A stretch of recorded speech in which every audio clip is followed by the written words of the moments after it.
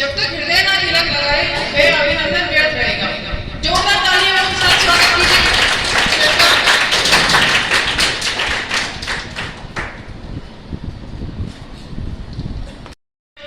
24 को सफलतापूर्वक पूर्ण हो रहे के उपलक्ष्य में आयोजित किया गया है। प्राचार्य महोदय ने 32 वर्षों की अपनी राजकीय सेवा के कार्यकाल में अपने दायित्वों को बखूबी निभाते हुए अपनी सादगी, सरलता और समर्पण से सभी का दिल जीता है।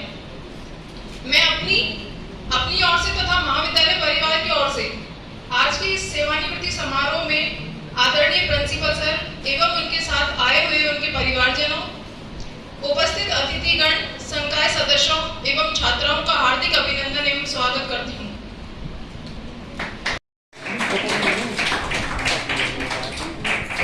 आप जैसा इंसान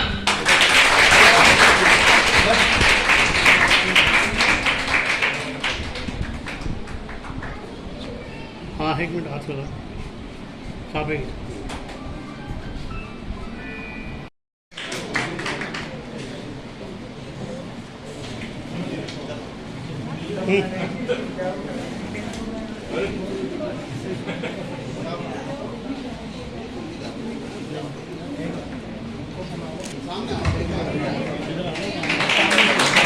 इधर देखो, इधर देखो।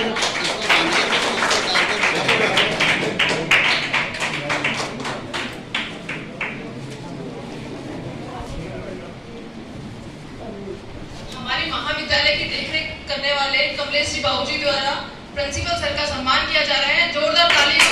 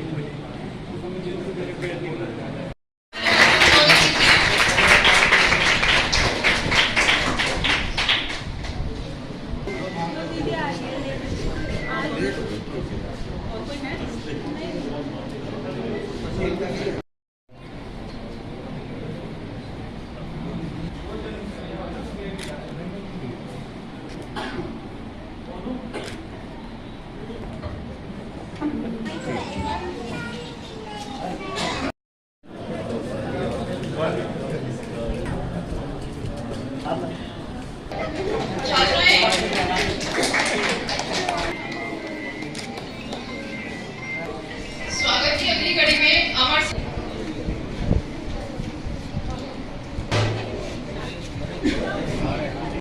गंध में बसा हुआ है आज यहाँ पर प्रांगण, पुष्प गंध में बसा हुआ है आज यहाँ पर प्रांगण।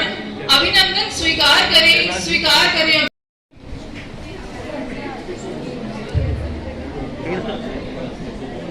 आकर दीनदयाल जी को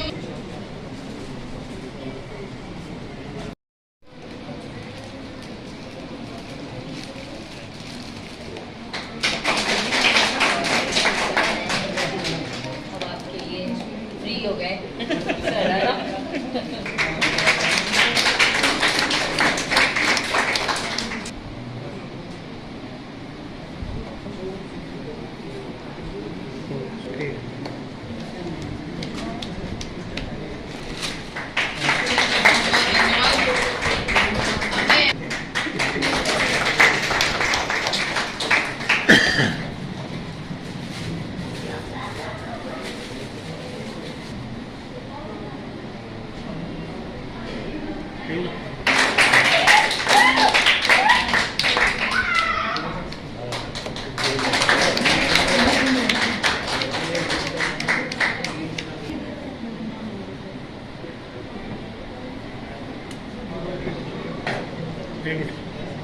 एक मिनट इधर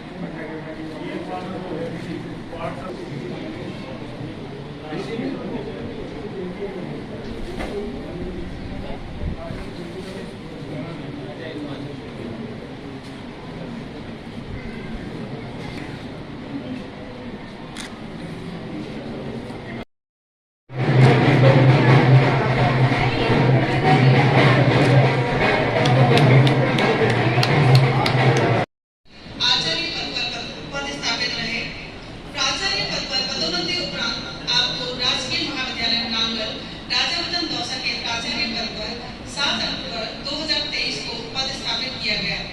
तत्पश्चात राजकीय कन्या महाविद्यालय बांदीकुई के प्राचार्य पद पर आपने 9 अक्टूबर 2023 को कार्य ग्रहण किया।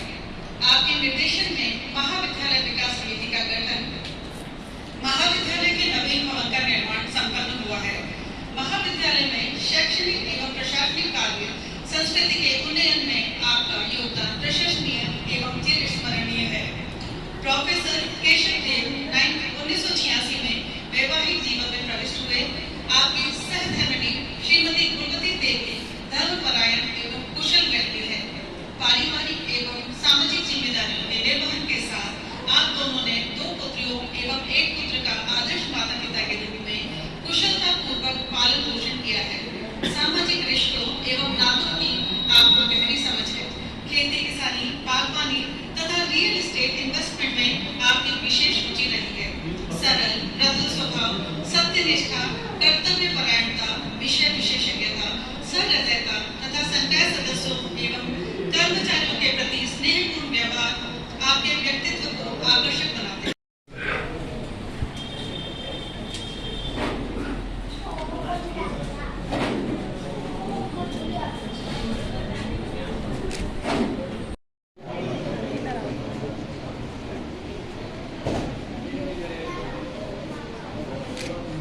दिल से आदर सत्कार करेंगे, हृदय का अनंत विस्तार करेंगे।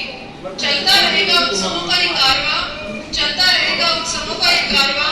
छोटी सी हमारी भेंट स्वीकार करेंगे। जो भी बात मेरे को हमेशा बोलते हैं कि तू अपना बेस्ट करेगी ना, तो भी वो अच्छा है। यहाँ पे सबने अपनी तरफ से बोला, मैं कुछ लायक नहीं हूँ बोलेंगे, पर वो चीज होती है ना कि एक अपना एक्सपीरियंस शेयर करते हैं। मेरे पापा मेरे पीछे है, इसलिए आज मैं इधर हूँ। मेरे जितने भी मेडल आए उनके पीछे मेरे पापा का हाथ है। सबसे ज्यादा मेरे पापा का हाथ है। कोच ठीक है, कोच एक जगह होता है, मेरे पापा, मेरी मम्मी, मेरे भाई, मेरे बहन, मेरे सब है मेरे पीछे, पर सबसे ज्यादा मेरे पापा का हाथ है।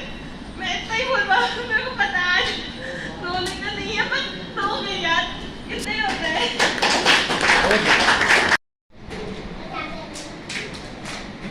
कॉलेज में ट्रांसफर होकर आए तब हम साथी के रूप में एक साथ काम कर रहे थे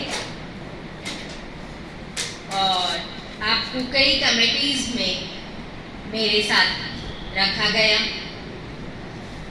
और उस समय हम लोगों ने मिलजुल कर बहुत सारे काम किए। उसके बाद 2020 में मुझे महाविद्यालय में प्राचार्य पद पर पदस्थापित किया गया। इस दौरान 2018 से 20 का जो समय था, उस दौरान मेरे पति किडनी डिजीज से परेशान थे और हम जयपुर में ही रहते थे। ऐसे में सर ने कई बार आकर उन्हें देखा और वो जो संवेदनाएं थी वो मुझे ही नहीं, मेरे परिवार तक को छू गई और इनका वो व्यक्तित्व आज भी सबको याद है कि किस तरह से आप सामाजिकता निभाते हैं। इलेक्शन के स्टूडेंट सिलेक्शन का टाइम था। My husband was in the ICU of hospital, लेकिन सर ने मुझे रिक्वेस्ट किया कि नहीं, जो चीफ इलेक्शन ऑफिसर है वो तो आप ही रहिए। इस महाविद्यालय के चेतन प्रकाश जी, राजेश जी, श्रीमती कुटेटा मैडम, चित्राम बैरवा जी, सुरेंद्र सिंह जी कसाना जी, सहायक, निजी सहायक निशा जी, शैलेश जी, डॉक्टर सुरेश जी, टीकम जी, प्रियंका जी और कमलेश जी, और प्रिय दीनदयाल के साथ आए साथी अमूल्य समय निकालकर इस मेरे विदाई समारोह में पधारे। और मैं सबसे ज्यादा खुशी और जब होगी जब मैं जयपुर बुलाऊंगा वहां आएंगे। सभी लोगों ने तो कुछ भी बोला है, मैं इस लायक हूं नहीं। मुझे लग रहा है कि विदाई के टाइम में कुछ ज्यादा बोला जाता है, लेकिन मैं इस लायक इतने नहीं हूं। हालांकि कुछ तो हूं, लेकिन इतने नहीं हूं जिन्होंने बढ़ चढ़कर बोला है। आप सभी का विशेष आभारी हूं। तहे दिल से मुझे जीवन पर्यंत ये पल याद रहेंगे और आगे जब भी मैं आपको आमंत्रित करूं, आप जरूर पधारें। और मेरे लायक किसी तरह की कोई सेवा है या किसी तरह का कोई कार्य है, उसके लिए मैं करने को तत्पर हूं आपके लिए। और जाने अनजाने में किसी से कुछ गलत हो गया, बोल दिया हो, तो उसके लिए मैं क्षमा प्रार्थी हूं। इसी कड़ी में मेरे भांजे, कई बार ट्रेन में कई लोग ऐसे मिलते हैं, आप उसके मामा जी हो क्या, आप उसके चाचा हो क्या, क्योंकि मैं जानता ही नहीं उन लोगों को। हमने इनके विदाई समारोह पर हार्दिक शुभकामनाएं देता हूं, मंगल कामनाएं देता हूं, बधाई देता हूं और ये आशा करता हूं कि आप इसी तरह से स्वस्थ बने रहें और अपने पारिवारिक और सामाजिक दायित्वों का इसी तरह से निर्वहन करते हैं। प्रोफेसर के डी मीणा जी स्वर्गीय राजेश पायलट राजकीय महाविद्यालय में सन 2018 में इन्होंने ज्वाइन किया था। मैं तो पहले से वो कार्यरत था। इनसे परिचय हुआ तो ये बहुत ही सहज और सरल स्वभाव के, जैसा इनका शरीर है उतना ही बड़ा इनका दिल भी है, ये मैंने नोट किया। और इस महाविद्यालय में, जो राजकीय कन्या महाविद्यालय 2019 में सितंबर में खुला था, तत्कालीन सरकार ने, अशोक गहलोत सरकार ने बंदी कुछ कॉलेज खोले थे, तो सौभाग्य से मुझे इस महाविद्यालय का जो प्रथम एडिशन कार्य था वो मैंने और हनुमान साई जी ने पूरा किया था, क्योंकि कॉलेज बहुत लेट खुला सितंबर में और 200 छात्राओं को प्रवेश देना एक चुनौती थी, लेकिन हमने 202 छात्राओं को प्रवेश दिया।